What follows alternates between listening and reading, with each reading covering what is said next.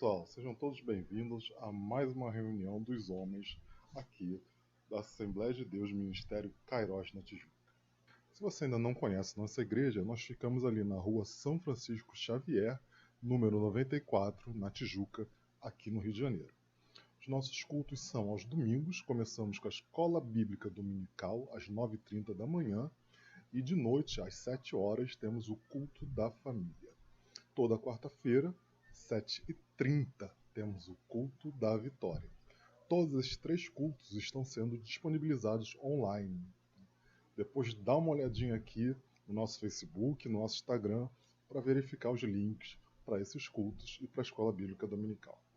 Quando retornarmos, quando sairmos desse período de quarentena, toda quinta-feira temos o culto de oração, às 9 horas, todo segundo sábado de cada mês, às 19 horas, o culto jovem. A reunião dos homens acontece toda a última sexta-feira do mês, 19h30. E também temos a reunião dos ministérios das mulheres, que acontece às 16 horas de sábado.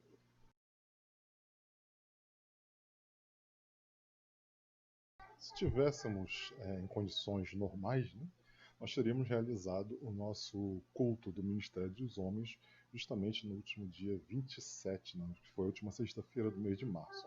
Como não podemos estar presentes ali em comunhão, vamos passar a palavra para o meio online, que é um bom meio da gente divulgar a palavra do Senhor. Para quem não me conhece, eu sou Avelino, líder do Ministério de Homens da Kairos. O que eu gostaria de trazer para nós aqui, a reflexão que eu gostaria de trazer, é justamente o papel do homem durante esse período todo, esse regime de exceção que estamos vivendo na quarentena do coronavírus. Eu gostaria de ser um pouco mais específico, falar qual é o papel do homem para 5 pontos que eu acho de suma importância durante esse tempo que a gente vai passar, como é que eu vou dizer assim, um pouco mais fechado dentro das nossas casas. O papel com a sua esposa, o papel com seus filhos, com os seus pais, né, com seus ascendentes, com a sua igreja e também o que você tem que saber, né, o que você tem que pensar sobre você mesmo. Eu gostaria de começar com um dos elos mais importantes, que é com a sua esposa. E é um momento de aproximação total com ela. Eu gosto de trazer aqui uma reflexão sobre Efésios 5. Né? Efésios 5 é aquele famoso, né, e algumas vezes polêmico texto, onde diz que a mulher deve ser submissa ao seu marido. Eu gostaria de não tocar nessa parte. Gostaria de falar justamente sobre a parte em que fala do papel do homem ou da responsabilidade que o homem tem com sua mulher.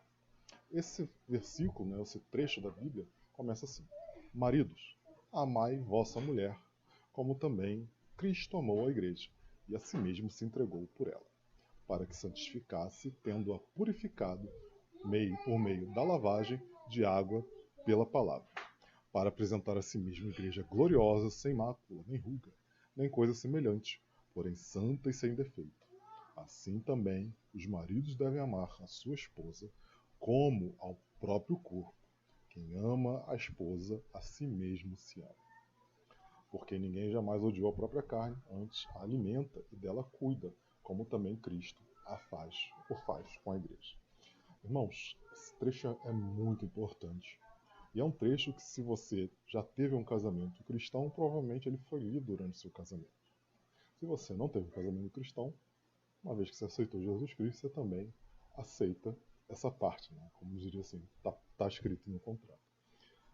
O que a palavra de Deus diz é que nós devemos amar nossas mulheres como Cristo amou a igreja. E sabemos muito bem que Cristo morreu pela sua igreja. Então, justamente esse é o momento que a gente tem para demonstrar esse amor pela nossa esposa. Porque veja como a Bíblia é linda. Lá em Provérbios 18, 22, diz o seguinte: quem encontrar uma esposa encontra algo excelente. Recebeu uma bênção do Senhor. Não é linda a Bíblia? Então, realmente a gente precisa de ter esse amor, mais do que nunca. Porque agora você vai ficar com ela 24/7, né? Literalmente. E temos que demonstrar amor. Mas que amor é esse? Né? Como é que eu demonstro esse amor pela minha esposa? Primeiro, paciência. Né? Em ambiente de confinamento, né? Uma das coisas mais difíceis de ser mantida é justamente a paciência de casal. Eu gosto muito do que traz lá em 1 Coríntios, né? Fala sobre o amor e fala justamente que ainda que eu tenha o dom de profetizar e conheça todos os mistérios e toda a ciência, ainda que eu tenha tamanha fé a ponto de transportar montes, se não tiver amor, nada serei. E ainda que eu distribua todos os meus bens entre os pobres, e ainda que eu entregue meu próprio corpo para ser queimado, se não tiver amor, nada disso me aproveitará. E continua: o amor é paciente. O primeiro ponto que diz: o amor é paciente. Então, justamente a palavra de Deus diz: nosso amor pela nossa esposa tem que ser paciente. Eu falo do amor de uma forma geral, mas pela nossa esposa, nesse momento, tem que ser paciente. É benigno. O amor não arde ciúmes, não se ufana, não se ensoberbece, não se conduz inconvenientemente, não procura seus interesses, não se exaspera, não se ressente do mal, não se alegra com justiça, mas regozija-se com a verdade. Tudo sofre, tudo crê, tudo espera e tudo suporta. Não é momento de perder a cabeça, não é momento de ficar nervoso. É o momento de um suportar o outro, um dar suporte, apoio ao outro, com muita paciência. Nunca se esqueça, vocês agora, como está lá em Mateus 19, 4 a 6, são uma só carne. E você não quer fazer mal contra você mesmo, você não pode fazer mal contra a sua esposa. Certo? Se vocês são só uma carne, a primeira coisa que a gente tem que fazer no momento que a gente está convivendo juntos o tempo todo, né, 24/7, é compartilhar os afazeres domésticos. Quando eu falo compartilhar os afazeres domésticos, não é fazer uma graça de acordar um dia cedo e levar café na cama para ela. É muito mais do que isso. É participar integralmente das atividades do nosso lar. Integralmente. Ah, mas eu não lavo louça, eu não cozinho, eu não faço isso, eu não faço aquilo. Meu amigo, não é momento de ficar de mimimi. É momento de arregaçar as mangas e, de fato, começar a participar da vida do seu lar. O mundo mudou, a gente tem que se adaptar. Tem que lavar, tem que passar, tem que cozinhar, tem que varrer, tem que ajudar nas educações das crianças, tem que fazer o seu papel de homem no lar, o papel que o mundo atual precisa. Não é o que a gente quer, é o que é necessário para a existência do nosso lar. O papel do homem e seus filhos. Nesse momento, temos que ser o professor forte. Temos que ser mestres e fortaleza das crianças. Primeira coisa, é um momento fundamental para a gente ensinar as crianças no caminho do Senhor. Como diz lá, Provérbios 22:6, ensina a criança no caminho que deve andar, e ainda quando for velho, não se desviará dele. Aqui é um momento que você tem de demonstrar o quão cristão você é. Se você ora antes de comer, por exemplo, se você lê a palavra de Deus e as crianças agora, estando em casa, elas te verem fazendo isso, você vai se tornar um exemplo para elas. E provavelmente elas vão querer seguir esse exemplo. Agora, se você está em casa e sem nenhuma desculpa, tipo, eu só leio a Bíblia quando eu estou no trabalho, só leio a Bíblia quando eu estou no metrô, e agora essas coisas não existem, e você não está fazendo, você está passando para ela um recado muito claro. Não é importante ler a Bíblia, não é importante orar. Está na hora de ser exemplo, professor e mestre dos seus filhos, sejam crianças ou jovens. É uma hora de você tomar as rédeas do ensino bíblico do seu lar. Você, claro, tem que se ocupar com o ensino secular dos seus filhos, né, as escolas, né? Por exemplo, aqui em casa, a Mariana, tanto a Mariana quanto o Miguel, elas têm muita coisa para fazer ensino à distância, né? E mesmo que sua escola e seus filhos não tenham liberado ensino à distância, tem muitos cursos que foram disponibilizados online por várias instituições, então vale a pena dar uma pesquisada para a criança manter aprendendo coisas que serão boas para elas no futuro. É importante manter esse aprendizado, não só das crianças quanto dos jovens, mas também quanto nós, enquanto homens do lar. Estamos em casa, vamos aproveitar para aprender. Mas o que eu quero chamar a atenção aqui é que você seja um instrumento de Deus abençoador na sua casa. Você pode fazer isso de várias formas. A primeira coisa que você pode fazer é ore. Ore na sua casa, para que seus filhos te vejam orando. Leia a palavra, porque os teus filhos vão te ver lendo a palavra de Deus.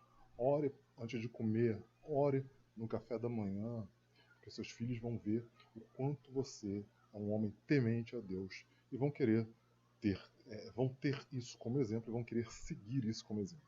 Uma coisa que você também pode fazer, e eu recomendo, é um culto doméstico, um culto no lar. Promova esses cultos domésticos ao longo da semana. Nós temos o culto da igreja às quartas e aos domingos. Você pode promover o culto doméstico também ao longo da semana. Culto doméstico não é algo difícil de fazer. Tá?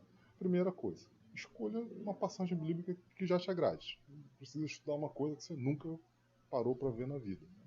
Pega ali uma passagem bíblica que você já conhece, estuda um pouco sobre ela, tenta entender ali o contexto, os personagens estavam envolvidos, né?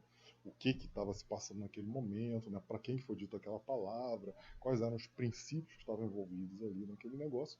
E aí você prepara a sua pregação. Toda boa pregação tem início, meio e fim. Né? Simples assim. E vai lá e executa. Só fazer isso. Começa com uma oração, você pode começar com louvor ou terminar com louvor, faça louvor simples, não precisa ser nada que você precise de uma orquestra sinfônica para tocar, faça um culto simples. Mais vale, como diz o pastor Isnei, mais valem 15 minutos bem feitinhos do que você ficar 2 horas com o pessoal lá querendo dormir, perguntando pelo amor de Deus quando isso acaba. 2 lembretes que são importantes. Toda pregação tem que ser bíblica, tem que estar com a base na Bíblia e tem que ser cristocêntrica. Ah, mas eu queria muito falar sobre Sansão. Como é que eu vou ser cristocêntrico com um cara como Sansão, que parece que não fez nada certo? Bom, mas Sansão, no final ali da carreira dele, ele deu a vida dele pelo povo dele. Ele não é Cristo, porque ele é um pecador, mas aponta para Cristo. O Antigo Testamento aponta para o Novo. Ah, e Moisés? Moisés cometeu lá os pecados dele, cometeu os erros dele, mas ele também aponta para Cristo. Ele é o libertador do seu povo, ele tirou o seu povo da escravidão do Egito. Né? Jesus é aquele que tirou o povo da escravidão do pecado. Então, todo o Antigo Testamento vai apontar para Jesus Cristo. Toda pregação tem que ser cristocêntrica. Lembre-se também que um bom culto não é aquele que a pessoa sai rodopiando, cantando, gritando. Isso não é um bom culto. Marcas de um bom culto é que leva as pessoas a refletirem sobre aquela palavra na vida delas, leva as pessoas a arrependimento pelos pecados que elas têm cometido e também uma aproximação da pessoa que ouviu a palavra com Deus. Você também, além de você fazer toda a parte do ensino secular e do ensino cristão para os seus filhos, para eles você é fortaleza. Você é o cabeça do seu lar, não da forma como o mundo vê, né, como um tirano. Você não é um tirano, você é um líder. Da forma como Deus quer que você seja. E aí, um recado muito importante com relação ao coronavírus. A gente está sendo bombardeado de notícia ruim, bombardeado de post na rede social. Não perca a cabeça na frente dos seus filhos. Se eles verem você entrando em pânico, eles também vão entrar em pânico. Você é o cabeça do seu lar, fortaleza da sua casa. Já falamos sobre os cuidados que temos que ter com a esposa e também com os filhos. Mas o momento também requer muito cuidado dos nossos idosos. Está na hora de retribuirmos tudo aquilo que eles fizeram por nós. A palavra de Deus diz lá em Provérbios 23, 22, escute o seu pai que o gerou e não despreze a sua mãe quando ela envelhecer. Temos que ter o cuidado com nossos idosos. E como cuidar deles nesse momento? Primeira coisa é reduzir ao máximo possível. Eles estão no grupo de risco, né, onde o coronavírus é mais rigoroso. Então, reduzir ao máximo a ida deles às ruas. Você vai no mercado por eles, você vai aos bancos por eles, se você vai à padaria ou qualquer necessidade que eles tenham externa, o ideal é que nós, enquanto homens, né, filhos agora, né, ou sobrinhos, ou netos, ou simplesmente amigos, vizinhos, que a gente vá na rua no lugar desses idosos. Use tecnologia. Está no momento de a gente usar a tecnologia a nosso favor. Liga para os seus idosos 2, 3 vezes por dia. Tem que aumentar mesmo a quantidade, porque a gente não está se vendo como a gente via antes, certo? Então a gente precisa reduzir essas distâncias, com tecnologia.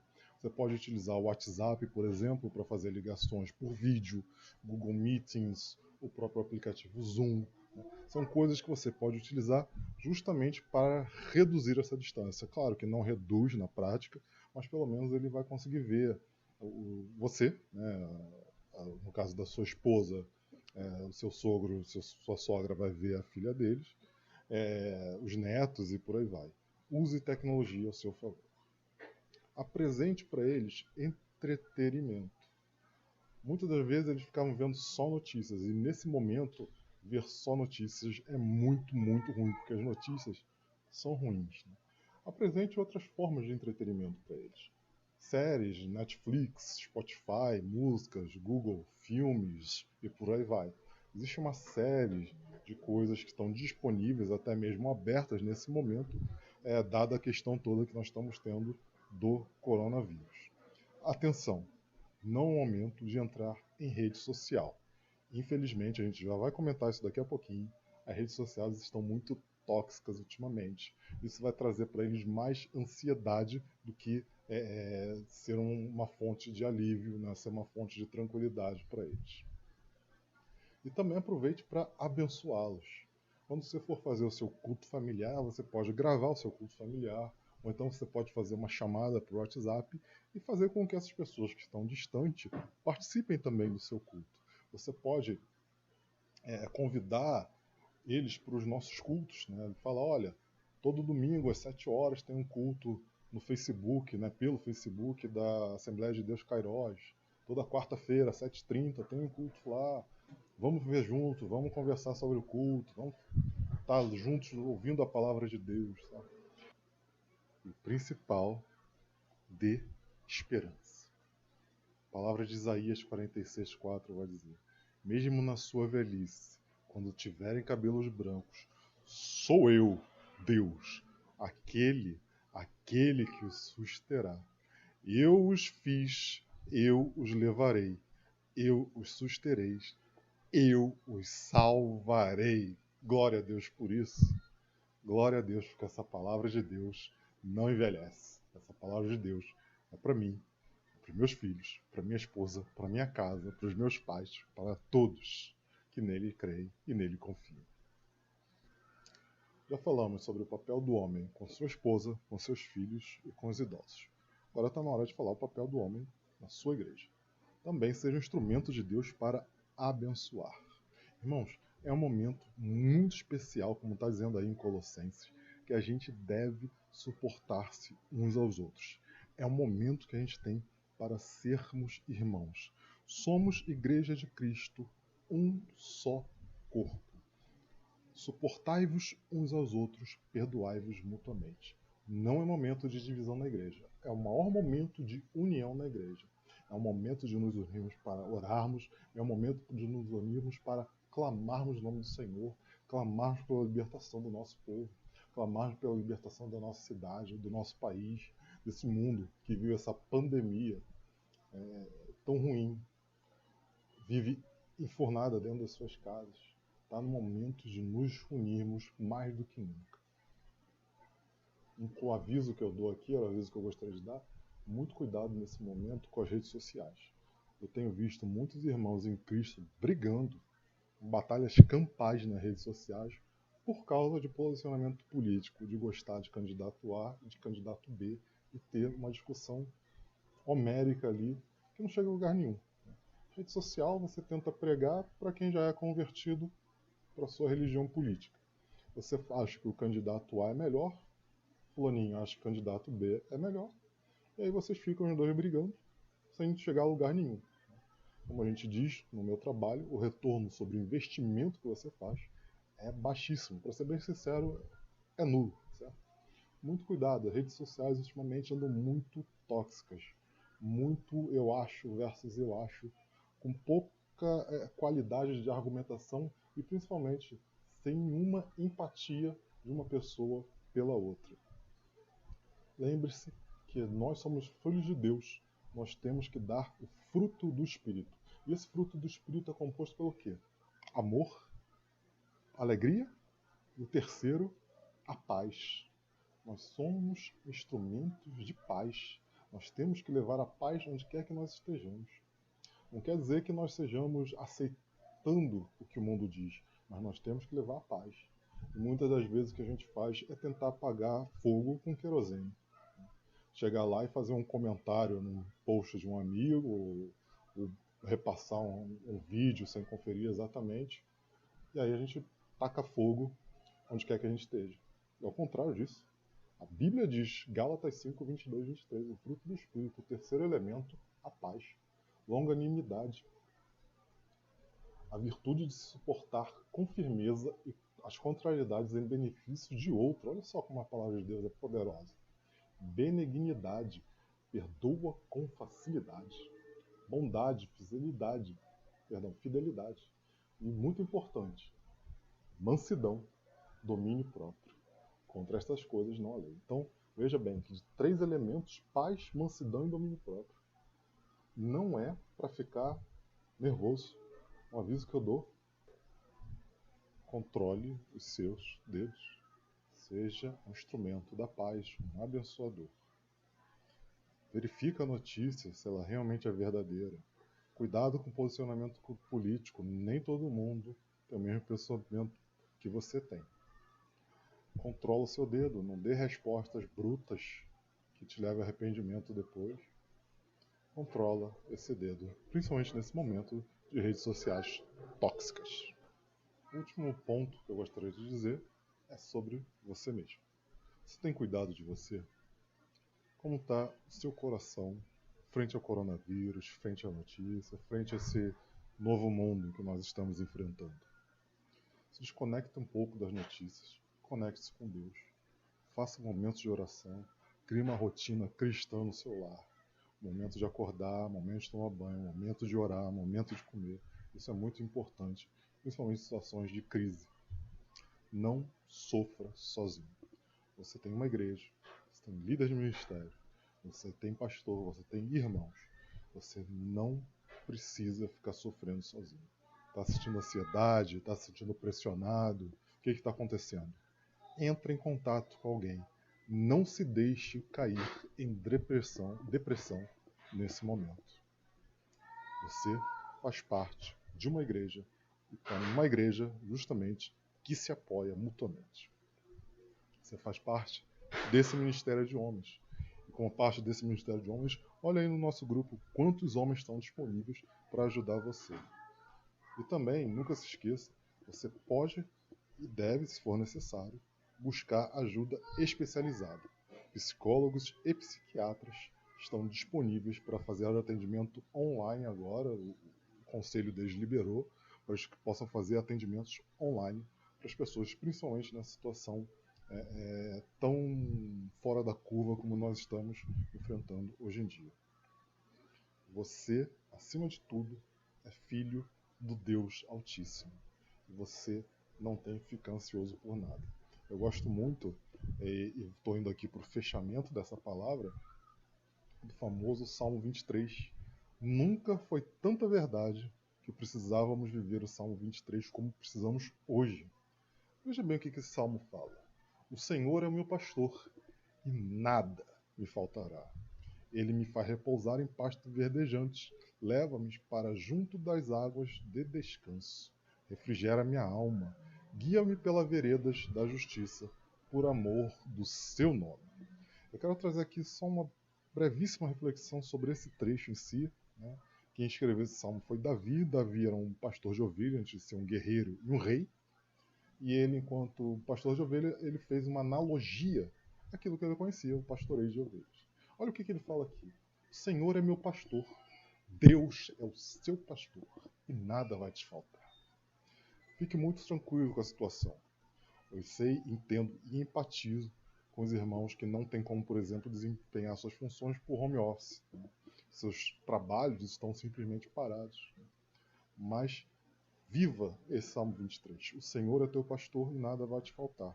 Gosto de trazer também uma observação que o pastor Ednei fez há um tempo atrás. Né? Por quê, né, a ovelha? A ovelha é um animal muito indefeso na natureza. A ovelha tem uma série de predadores. Né? Tem lobos são predadores, raposas são predadores, aqui no Brasil onças são predadores de ovelha, até mesmo algum tipo de falcão consegue caçar uma ovelha. Uma ovelha, quando ela é atacada, ela ao contrário, por exemplo, de um bisão, né, que tenta fugir em manada, né, dos antílopes ali que tentam fugir em manada, não. Sai literalmente cada uma correndo para o seu lado, desesperada, sem saber para onde é que vai. E um detalhe bem interessante, uma ovelha ela tem um ângulo de visão de 300 graus. O que isso quer dizer? Que ela consegue enxergar, por exemplo, quem está chegando aqui por trás sem ter que virar a cabeça. Certo? Mas, em compensação, ela não enxerga em profundidade. Ela tá, por exemplo, está vindo um cachorro a 10 metros de distância dela, para ela é um lobo. Ela só vai conseguir entender que aquilo é um cachorro quando o cachorro chegar muito perto dela. E assim somos nós. A gente está olhando agora essa situação toda do coronavírus, né, esse problema do coronavírus, e para a gente a coisa está toda muito perto, né, como se o problema estivesse logo ali. Mas trago também aqui um pouco da palavra que o pastor Marco Ribeiro falou há um tempo atrás. Deus enxerga muito além da gente. Enquanto a gente está focado no problema, Deus já está vendo a solução, já está vendo como é que vai ser a coisa daqui uns anos para frente. Então fique muito tranquilo. O Senhor é o teu pastor e nada vai te faltar. Olha como é que continua esse salmo aqui. Ainda que eu ande pelo vale da sombra da morte, não temerei mal nenhum, porque tu estás comigo. Teu bordão e teu cajado me consolam. Olha que impressionante. Se você estiver no vale da sombra da morte, no pior dia que você estiver na sua vida, fique tranquilo, porque Deus está ali com você. Você é um filho de Deus, ele vai te acompanhar, não importa onde você esteja. Continua. Prepara-me uma mesa na presença dos meus adversários, unge-me a cabeça com óleo, e meu cálice transborda. Veja bem como é que termina esse salmo. Bondade e misericórdia certamente me seguirão todos os dias da minha vida, e habitarei na casa do Senhor para todo o sempre. Amém. Então,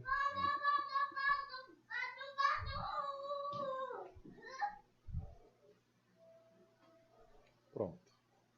Então vimos aqui o papel do homem para sua esposa, seus filhos, seus pais, sua igreja e para você mesmo em tempos de Covid. Eu gostaria de encerrar essa reunião com uma oração. Então, por favor, abaixe sua cabeça, vamos orar, feche seus olhos. Pai, em nome de Jesus, te agradecemos, Deus Pai, porque ainda é possível falar o teu nome, Pai. Ainda podemos, Deus Pai, proclamar que tu és rei dessa terra. Tu está no controle de todas as coisas e tu sabes de todas as coisas. Pai querido, Deus amado, te agradecemos pelas nossas vidas. Te agradecemos pela vida de cada irmão que aqui escutou esta palavra, Senhor Deus. Deus querido, proteja cada um de nós. Tire toda a ansiedade, Pai. Pai, coloque no nosso coração o Salmo 23, que nós confiemos, porque Tu é o nosso pastor, e a Tua palavra diz que nada faltará. Deus querido, Deus amado, nos proteja, cuide de nós, Pai. Esteja conosco durante todo esse tempo, em nome de Jesus. Amém. Irmãos, espero que tenha sido uma bênção para vocês, igual foi para mim, e que o Senhor continue falando aos nossos corações. Até a próxima.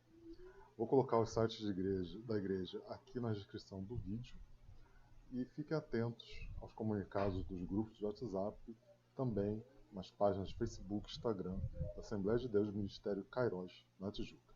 Até a próxima.